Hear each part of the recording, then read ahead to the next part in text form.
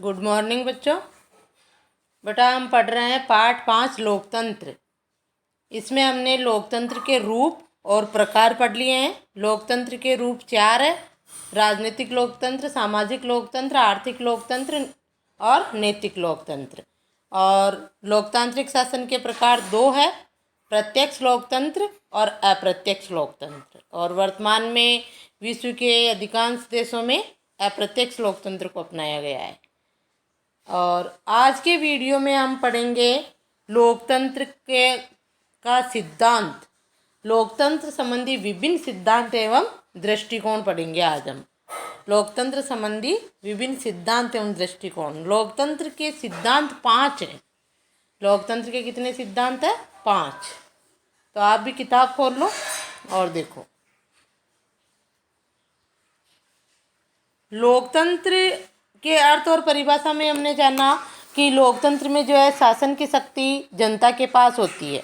और लोकतंत्र क्या है? जनता का शासन है। सिंपल शब्दों में हम देखें तो इसमें जो है फिर भी ऐसा मतभेद सा रहता है कि वास्तव में लोकतंत्र में सत्ता किसके हाथ में होती है?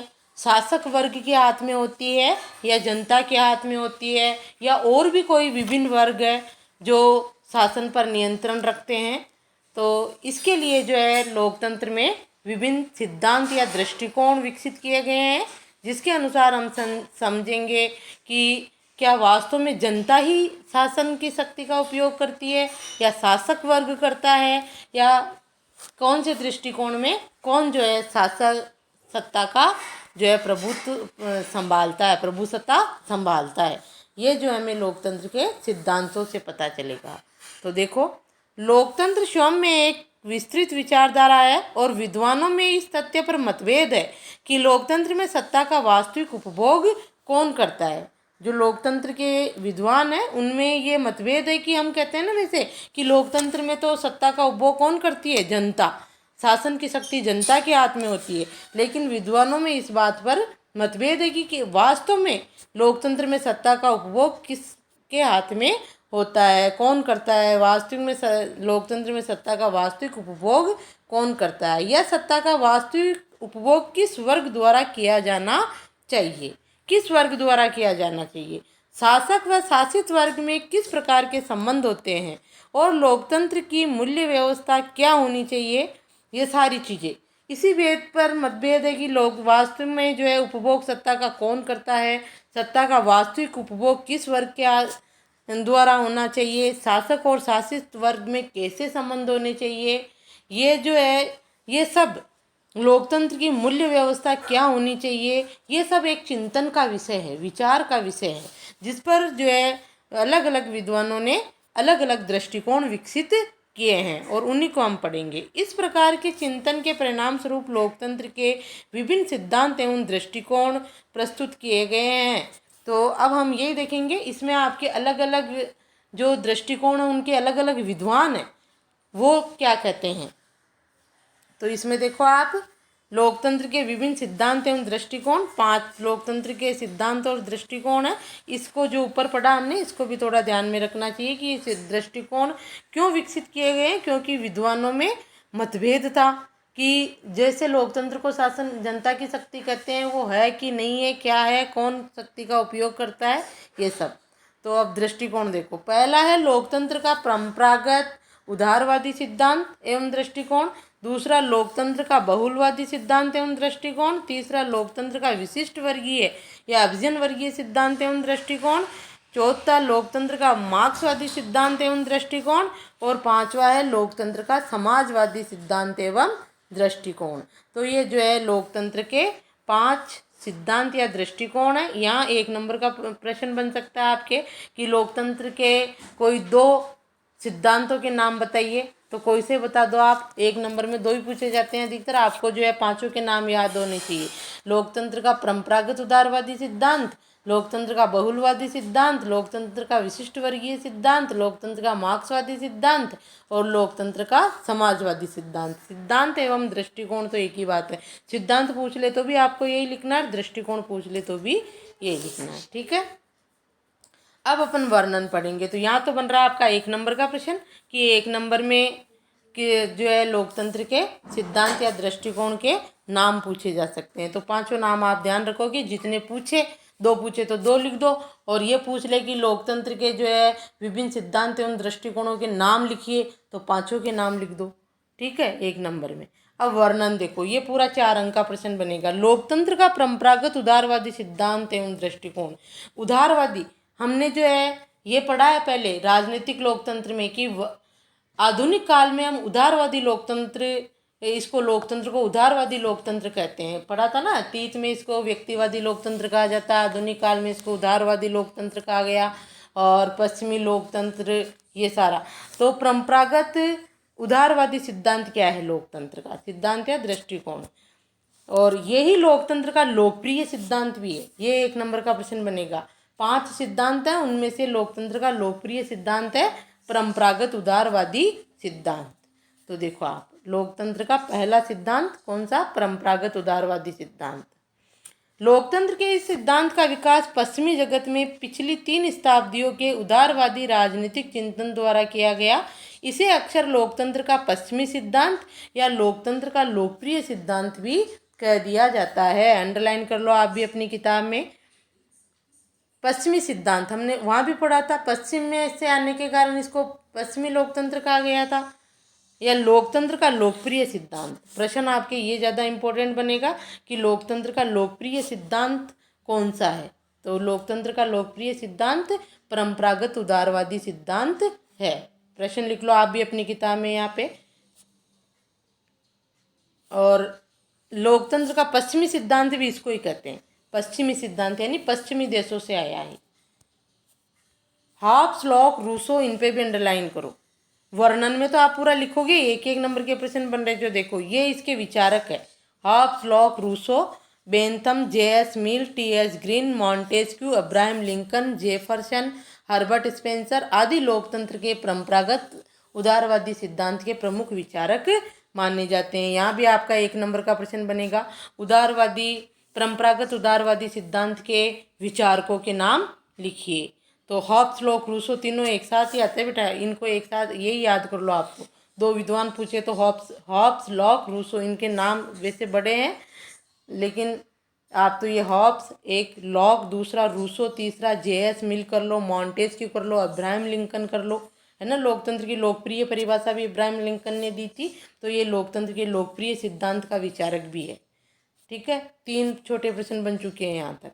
और वर्णन में आप पूरा लिखोगे यहाँ ये सारा कि लोकतंत्र का परंपरागत उदारवादी सिद्धांत जो है पश्चिमी जगत से लिया गया, इसे पश्चिमी सिद्धांत या लोकतंत्र का लोकप्रिय सिद्धांत भी कहा जाता है। Hobbes, Locke, Rousseau, Bentham, J.S. Mill, Montesquieu, Abraham Lincoln आदि जो है लोकतंत्र के परंपरागत उदारवादी सिद्धांत के प्रमुख विचारक है।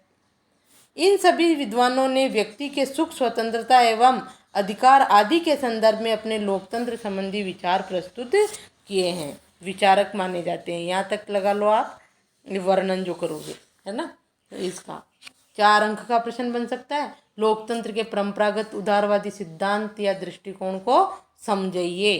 तो आपको पहले ये पैराग्राफ लिखना है, प्रमुख विचारक माने जाते हैं, और इन विद्वानों ने व्यक्ति की सुख, स्वतंत्रता और अधिकार आदि के संदर्भ में अपने लोकतंत्र संबंधी विचार प्रस्तुत किए हैं। ये नहीं लिखना, अब आप यहाँ से लिखोगे।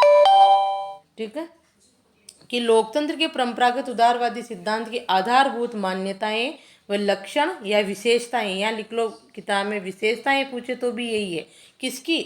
लोकतंत्र के परंपरागत उदारवादी सिद्धांत की विशेषताएं या लोकतंत्र के परंपरागत उदारवादी सिद्धांत की आधारभूत मान्यताएं पूछे तो भी, और लक्षण पूछे तो भी, और विशेषताएं पूछे तो भी यही है। हमने आपको बताया कि हमने जो है लोकतंत्र के परंपरागत उदारवादी सिद्धांत को अपनाया है, क्योंकि हमारा लोकतंत्र आधुनिक काल का कैसा है? उदारवादी विचारकों का है।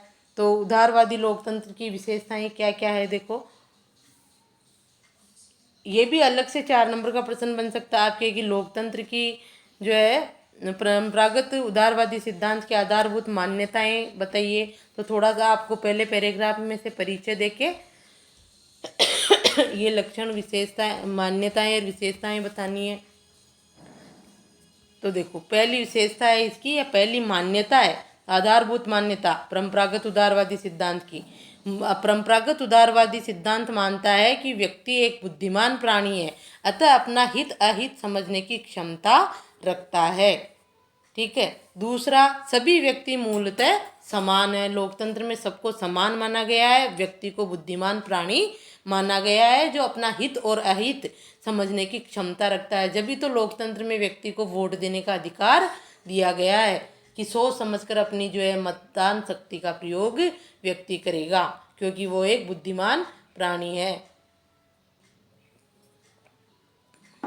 और लोकतंत्र की दूसरी आधारभूत मान्यता है कि लोकतंत्र में सभी व्यक्ति क्या है, मूलतः समान है। तीसरी विशेषता है, शासन का गठन उदारवादी एवं लोकतांत्रिक संविधानवाद के अनुसार होना चाहिए, अर्थात सीमित शासन के सिद्धांत का पालन किया जाना चाहिए। लोकतंत्र में जो शासन का गठन है वो किसके अनुसार होना चाहिए, संविधान के अनुसार। संविधान के अनुसार होगा तो उसमें मनमानी नहीं होगी, संविधान के अनुसार शासन चलेगा तो है ही।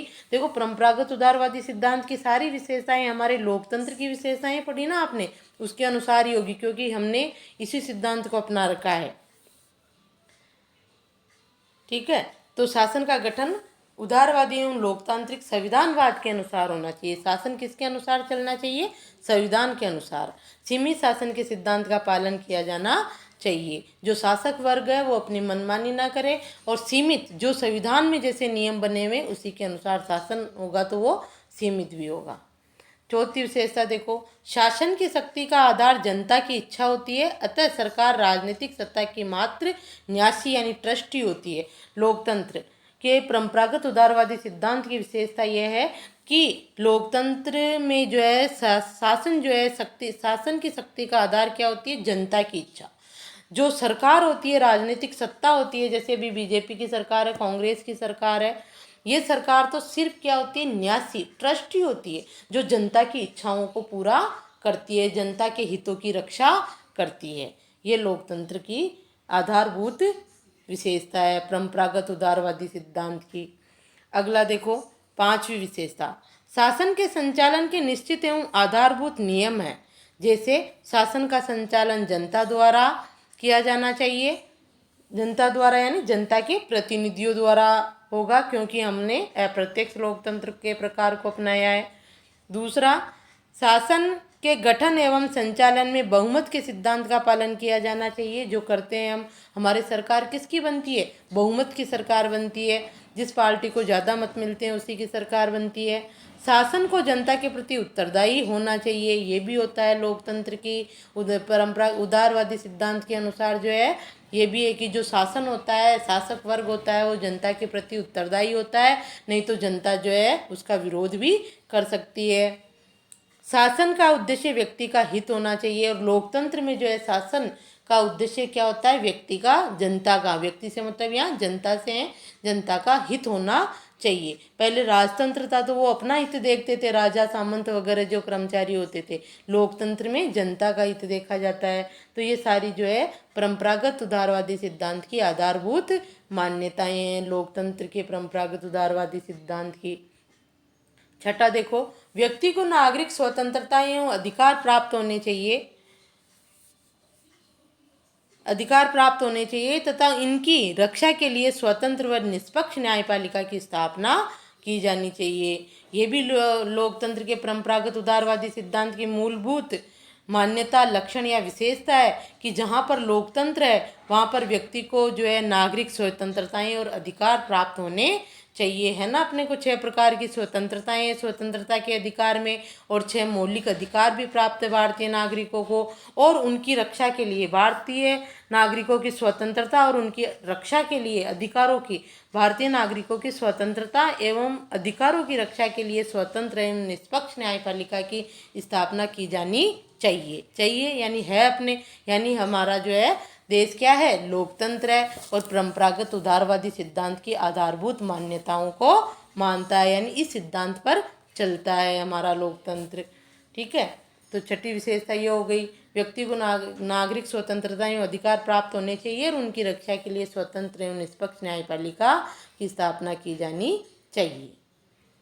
अगला देखो, सातवीं विशेषता, निश्चित अवधि के बाद स्वतंत्र व निष्पक्ष चुनाव होने चाहिए और एक से अधिक राजनीतिक दल होने चाहिए। ये भी है। लो, परंपरागत उदारवादी सिद्धांत का लक्षण है कि परंपरागत उदारवादी सिद्धांत में जो है एक निश्चित अवधि के बाद स्वतंत्र और निष्पक्ष चुनाव होने चाहिए। जो होते हैं अपने यहाँ पर कितनी अवधि है, 5 वर्ष बाद होते ही हैं स्वतंत्र और निष्पक्ष चुनाव, और एक से अधिक राजनीतिक दल होने चाहिए। जब अगर एक ही राजनीतिक दल होता है तो वो निरंकुश हो जाता है, उसको हटने का डर ही नहीं रहता है।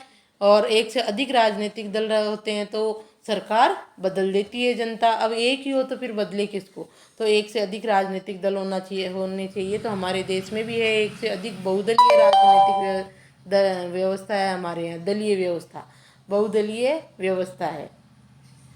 जैसे चीन में एक दलीय व्यवस्था ही है, अमेरिका में द्विदलीय व्यवस्था है और हमारे देश में बहुदलीय व्यवस्था है। तो ये भी उदारवादी परंपरागत सिद्धांत की आधारभूत मान्यता है जो हमारे देश के लोकतंत्र ने अपनाई है। लोकतंत्र को जनमत का आदर करना, और सरकार को जनमत का आदर करना चाहिए। जो भी सरकार सत्ता में होती है उसको जो है जनमत का आदर करना चाहिए। जनमत यानी जनता की राय, जनता क्या चाहती है किसी भी मामले में, किसी भी पक्ष में जनता के क्या विचार है, उसी के अनुसार सरकार को या शासन को, सत्ताधारी दल को जो है कार्य करना चाहिए। जनता के जनमत का आदर करना चाहिए। ये नहीं कि जनता क्या चाह रही है वो क्या करे, तो अगली बार 5 वर्ष बाद जब स्वतंत्र और निष्पक्ष चुनाव होंगे तो जनता उनको सत्ता में लाएगी ही नहीं। अभी आपको पता होगा अपने केंद्र सरकार में बीजेपी की सरकार है, नरेंद्र मोदी की, और हमारी राजस्थान सरकार जो है कांग्रेस की सरकार है। यानी कौन सा दल सत्ताधारी दल है राजस्थान में? कांग्रेस पार्टी। और केंद्र में कौन सा दल सत्ताधारी दल है? BJP, Bharatiya Janata party. इसको अपन अगले चैप्टर्स में पढ़ेंगे। यानी कि जो भी सरकार हो, चाहे किसी भी दल की सरकार हो, उसको जनमत का आदर करना चाहिए। जनमत यानी जनता की राय, जनता की इच्छा। ये हो गया आपके लोकतंत्र का परंपरागत उदारवादी सिद्धांत की आधारभूत मान्यताएं, लक्षण या विशेषताएं। कुछ भी पूछ ले तो आपको यही लिखनी है, और थोड़ा सा आपको परिचय दे देना है कि ये जो है लोकतंत्र के सिद्धांत का विकास पश्चिमी जगत से में हुआ, इसको लोकतंत्र का लोकप्रिय सिद्धांत कहा जाता है, और इसके विद्वान ये है, इनके विद्वानों के नाम थोड़ा सा परिचय देकर ये मान्यता, ये विशेषताएं लिख देनी है आपको। 4 अंक का इम्पोर्टेंट क्वेश्चन है बेटा, ठीक है, 4 अंक का। जो प्रश्न मैंने भेजे आपके उसमें भी होगा ये। अगला देखो, तो आपको ये याद ही करनी पड़ेगी सारी विशेषताएं। अगला है लोकतंत्र का बहुलवादी सिद्धांत एवं दृष्टिकोण। अगला दूसरा सिद्धांत, लोकतंत्र का बहुलवादी सिद्धांत एवं दृष्टिकोण। ये सिद्धांत भी हमने लोकतंत्र में अपनाया है, बहुलवादी। बहुलवादी का मतलब होता है कि जो सत्ताधारी दल है, जैसे मोदी है केंद्र में, राजस्थान सरकार में जो है जैसे कांग्रेस की सरकार है, तो उसमें यह नहीं कि सत्ताधारी दल जो होता है वो अपनी मनमानी करे, अपनी इच्छा अनुसार कार्य करे। उन पर भी नियंत्रण रखने के लिए जैसे विरोधी दल होता है, दबाव समूह, हित समूह और अनेक राजनीतिक विचारधाराएं भी हैं लोकतंत्र में, तो उसको कहते हैं बहुलवादी सिद्धांत को अपनाया। ये नहीं कि ओनली सत्ताधारी दल को ही सारे अधिकार दे दिए हैं लोकतंत्र में, नहीं, बहुलवादी सिद्धांत को भी हमने अपनाया है। बहुलवादी यानी सत्ताधारी दल के अलावा भी बहुत से राजनीतिक दल और राजनीतिक जो है संस्थाएं ऐसी है जो जनता के हित का कार्य करती है, सत्ताधारी दल पर नियंत्रण रखती है। तो बहुलवादी सिद्धांत को भी, अगर इस सिद्धांत को नहीं अपनाते ना अपन, तो सत्ताधारी दल निरंकुश हो जाता। देखो, लोकतंत्र के बहुलवादी सिद्धांत एवं दृष्टिकोण का मूल आधार बहुलवादी विचारधारा है। बहुलवादी विचारधारा यानी बहुत सारी विचारधाराओं को अपनाना, जो समाज के संघात्मक स्वरूप में विश्वास करती है। अंडरलाइन कर लो इस पे, ये 1 नंबर का प्रश्न बनेगा आपके। समाज के संघात्मक स्वरूप में विश्वास करने वाला सिद्धांत कौन सा है? कौन सा है? बहुलवादी सिद्धांत। या कौन सी विचारधारा है? बहुलवादी विचारधारा।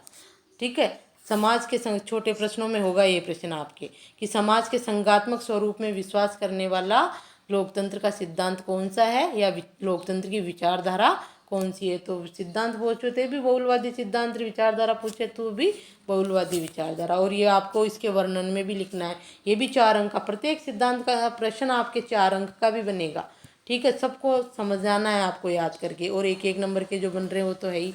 ठीक है। तो संगात्मक स्वरूप में विश्वास करता है बहुलवादी सिद्धांत। संगात्मक स्वरूप का मतलब समझ गए आप। संगात्मक स्वरूप में क्या होता है कि शक्तियां एक जगह केंद्रित नहीं होती है, शक्तियां बटी हुई होती है। ठीक है। संघात्मक स्वरूप में हमारे देश में भी संघात्मक शासन व्यवस्था है, जिसमें राज्य सरकारों और अन्य सरकारों के बीच जो है शक्तियाँ क्या होती है, बटी हुई होती है। तो बहुलवादी सिद्धांत में भी संघात्मक स्वरूप है कि एक सत्ताधारी दल के पास ही शक्तियाँ नहीं होती है, शासन की शक्तियाँ, राजनीतिक शक्तियाँ जो है अन्य जैसे विरोधी दलों में इनमें बटी हुई भी होती है। अन्य राजनीतिक विचारधाराओं के पास भी शक्तियाँ होती है जो सत्ताधारी दल पर नियंत्रण का कार्य करती है। तो देखो आगे ये लिखोगे, विश्वास करती है। आगे देखो, लोकतंत्र के इस सिद्धांत का विकास H.J. लॉस्की। अब ये 1 नंबर का प्रश्न, इसके विचारक कौन कौन है बहुलवादी सिद्धांत के? सिद्धांत का विकास H.J. Laski, Ernest Barker, Miss Follett, J.D.H. Cole, डिग्वी आदि ने किया है। ये सब जो है विचारक बहुलवादी सिद्धांत 1 नंबर का प्रश्न बनेगा ये पर कि जो है लोकतंत्र के बहुलवादी सिद्धांत के विचारकों के या विद्वानों के नाम लिखिए। तो ये नाम लिखोगे आप, यहाँ तक आप वर्णन में भी लिखोगे लोग अगर 4 अंक का आ जाता है तो। ठीक है। विचारकों के नाम सब में लिखने हैं आपको। आगे देखो, द्वितीय विश्व युद्ध के बाद रॉबर्ट डहेल ने भी इसके विकास में योगदान दिया। यानी ये विचारक तो है ही, J.D.H. कॉल, डिग्वी, मिस वॉलेट। इसके अलावा द्वितीय विश्व युद्ध के बाद रॉबर्ट डहेल ने भी इस विकास में योगदान दिया, यानी ये भी इसका विचारक हो गया। आप तो वही कर लेना, इसको छोड़ दो। उसने बहुलवादी लोकतंत्र को बहुल तंत्र कहना पसंद किया। किसने? रॉबर्ट डहेल ने। रॉबर्ट प्रिस्तस के अनुसार लोकतंत्र का बहुलवादी सिद्धांत एक ऐसी सामाजिक राजनीतिक प्रणाली है जिसमें राज्य की शक्ति एवं उनके निजी समूह तथा हित समूह अपनी भागीदारी निभाते हैं। तो देखो बेटा, इसके वर्णन में आप यहाँ तक लिखोगे, विकास में योगदान, नहीं यहाँ तक, पहले यहाँ तक लिख लो। ठीक है। डिग्वी आदि ने किया यहाँ तक, और इसके बाद वापस आप यहाँ से लिखो वर्णन में 4 अंक के प्रश्न में। बीच का छोड़ दो, थोड़ा सा लगा लो आप भी अपनी किताब में। पहले यहाँ से यहाँ तक लिखना है, फिर यहाँ से लिखना है। रॉबर्ट प्रिस्टिप्स के अनुसार जो है लोकतंत्र का बहुलवादी सिद्धांत एक ऐसी सामाजिक राजनीतिक प्रणाली है जिसमें राज्य की शक्ति में अनेक निजी समूह, बहुलवादी है ना, तो राज्य की शक्ति में अनेक निजी समूह है तथा हित समूह भी अपनी भागीदारी निभाते हैं। इसके अलावा आप लिखो आप लोग भी यहाँ पे, दबाव समूह है। जैसे निजी समूह, हित समूह है ना, वैसे दबाव समूह है। लिख लो, लिख लिया। दबाव समूह है। विरोधी दल दबाव समूह है, लिख के लिखो आगे। विरोधी दल शासन में भागीदारी निभाते हैं। विरोधी दल भी है ना अपनी भागीदारी निभाते हैं। दबाव समूह है वह विरोधी दल भी शासन में अपनी भागीदारी निभाते हैं और सत्ताधारी दल पर नियंत्रण रखते हैं। लिखो, इसमें पूरा वर्णन आप ये लिखोगे। ठीक है। राज्य की शक्ति में निजी समूह, हित समूह अपनी भागीदारी निभाते हैं। ये यहाँ तक लिख लिया। ये प्रिस्तस ने कहा, रॉबर्ट प्रिस्तस ने। इसके बाद हम लिखेंगे, इसके अलावा दबाव समूह, विरोधी दल भी शासन में अपनी भागीदारी निभाते हैं और सत्ताधारी दल पर नियंत्रण रखते हैं। आप ये लिखोगे। इसके बाद इसके अलावा, यहाँ से लिखो, इसके अलावा दबाव समूह व विरोधी दल भी शासन में अपनी भागीदारी निभाते हैं व सत्ताधारी दल पर नियंत्रण रखते हैं। इस प्रकार शासन की शक्ति सिर्फ सत्ताधारी दल के पास ही न होकर अनेक राजनीतिक विचारधाराओं के पास भी होती है।